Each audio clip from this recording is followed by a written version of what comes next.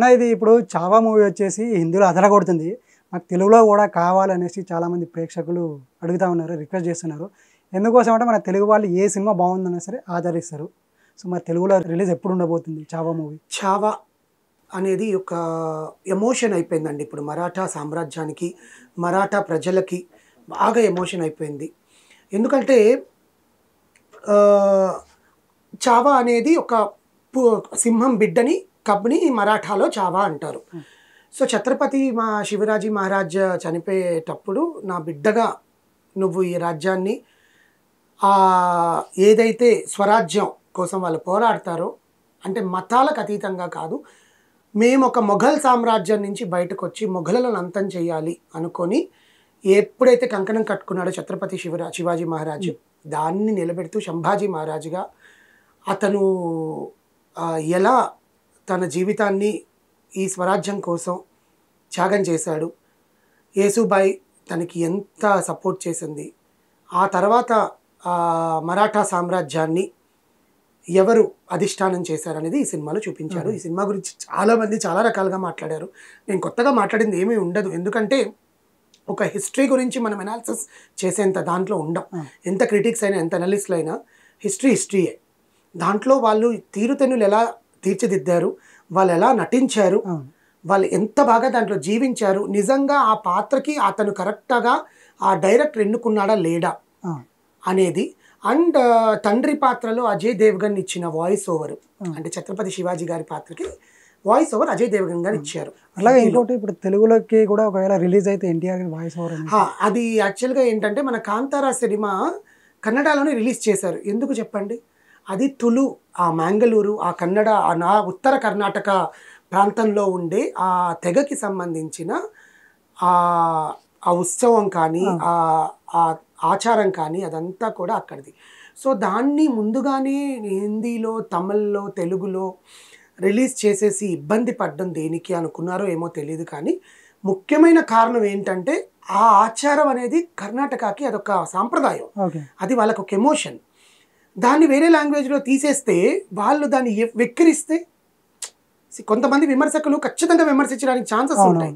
అందుకని దాన్ని వాళ్ళు రిలీజ్ చేయలేదు. కన్నడలోనే రిలీజ్ చేశారు. కన్నడ మనకు కొంచెం తెలుగు భాషకి దగ్గరగా ఉంటుంది కాబట్టి తెలుగు ప్రేక్షకులు దాన్ని చూసి ఆదరించి, తర్వాత అల్లు అరవింద్ గారు దాన్ని కొనుక్కొని నేను చేస్తాను దీన్ని అని చెప్పి కాంతారాన్ని తెలుగులోకి రిలీజ్ చేయడము, తర్వాత మలయాళం, తమిళ్, కన్నడకి అనువాదంలోకి వచ్చి సాంగ్స్ అంతా చేసుకున్నారు. సేమ్ 'చావా' కూడా మరాఠా సామ్రాజ్యానికి కానీ, మన హిందూ దేశానికి కానీ అది ఒక ఎమోషన్. ఛత్రపతి శివాజీ మహారాజ్ అంటే ఇప్పటికీ, మొన్న 19వ తారీఖు ఛత్రపతి శివాజీ మహారాజ్ గారి జన్మదిన వేడుకలు ఎంత బాగా చేశారో మనకు అందరికీ తెలిసింది. ఆయన గురించి ఇప్పుడు సోషల్ మీడియా వచ్చింది, ఇప్పుడు ఇన్స్టాగ్రామ్లు, ట్విట్టర్లు, ఫేస్బుక్లు ఇలాంటివి వచ్చాయి కాబట్టి మనం ఇంకా హిందూ దేశం కోసము, సనాతన ధర్మం కోసం, స్వరాజ్యం కోసం మనం పోరాడు. కానీ అప్పట్లో అవేమీ లేని కారణంగా కూడా ఛత్రపతి శివాజీ మహారాజ్ అంటే పూణే రాష్ట్రం కానీ, సంగమేశ్వర్లో కానీ, ముంబైలో కానీ ఎక్కడైనా కూడా ఉంటుంది. ఢిల్లీ సామ్రాజ్యం నుంచి మొఘలులు వచ్చి మరాఠా సామ్రాజ్యాన్ని ఆక్రమించుకోవాలనుకున్నారు. అప్పుడు ఆ సినిమాలో చూపించేది అదే, ఔరంగజేబ్గా. సో అలాంటి సినిమాని ఇప్పుడు చూసి జనాలు బ్రహ్మరథం పట్టారు. ఎక్కడ చూసినా 'చావా' 'చావా' 'చావా' 'చావా' అంటే విక్కీ కౌశల్ నటన అంత అద్భుతంగా ఉంది.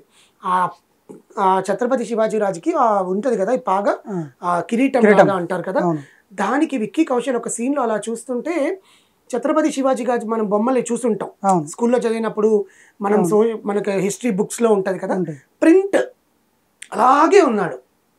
అంటే దానికి తగ్గట్టుగా ఆయన ఎంత హోంవర్క్ చేశారో. యాక్చువల్గా మహేష్ బాబు గారు ఈ సినిమాకి ఒప్పుకోకపోవడమే కూడా మంచిదైంది. మేబీ మహేష్ బాబు గారు కూడా సూట్ అయ్యి ఉండొచ్చేమో, కాదు, బట్ ఆయనకు అనిపించింది జనాలు నన్ను ఎలా రిసీవ్ చేసుకుంటారు అని అనిపించి ఉండొచ్చు. ప్లస్ రాజమౌళి గారికి డేట్స్ కమిట్మెంట్ ఇచ్చేశారు కాబట్టి చేయలేకపోయి ఉండొచ్చు కూడా, బికాస్ దానికి బాడీ అంతా వర్కౌట్ చేయాలి. ఇందులో లీన్ బాడీ ఉండకూడదు. లీన్ బాడీ ఒక దాంట్లోకి రావాలి, మళ్ళీ ఒక దాంట్లో స్టౌట్ బాడీ రావాలి. ఎందుకంటే లాస్ట్ క్లైమాక్స్లో విక్కీ కౌశల్ది కంప్లీట్ లీన్ బాడీ. అసలు ఇంకా అవన్నీ ఉప్పు అంతా పూస్తున్నప్పుడు కళ్ళల్లో చువ్వలు పెట్టడము, నాలిక కట్టించడము, చేతి గోర్లు లాగేయడం, ఇవన్నీ కూడా ఎంత రియలిస్టిక్గా చూపించాడు. దానికి ఆ పాత్రలో ఆయన ఎంత బాగా యాక్ట్ చేశాడని సినిమాలో చూడొచ్చు. దాన్ని తెలుగులో అనువదిస్తున్నారు ఒక పెద్ద నిర్మాణ సంస్థ తెలుగులో రైట్స్ కొనుక్కొని తెలుగులో డబ్బింగ్ చేస్తుంది అన్నారు. బట్ హిందీలో చూసినంత ఎమోషన్ మనకు వేరే భాషలో రాదు. ఎందుకంటే అది వాళ్ళ ఓన్ లాంగ్వేజ్, ఆ భాష వాళ్ళు మాట్లాడేది. బట్ తెలుగులో ఇప్పుడు కాంతారాన్ని ఓన్ చేసుకున్నారు కదా, ఎందుకంటే కాంతార ఈజ్ అన్ సాంప్రదాయానికి సంబంధించింది, ఇది హిస్టరీ. దీనికి ఎన్టీఆర్ గారు వాయిస్ ఓవర్ ఇవ్వాలని అడిగినట్లు సమాచారం, ఎన్టీఆర్ గారు ఒప్పుకున్నట్టు సమాచారమే.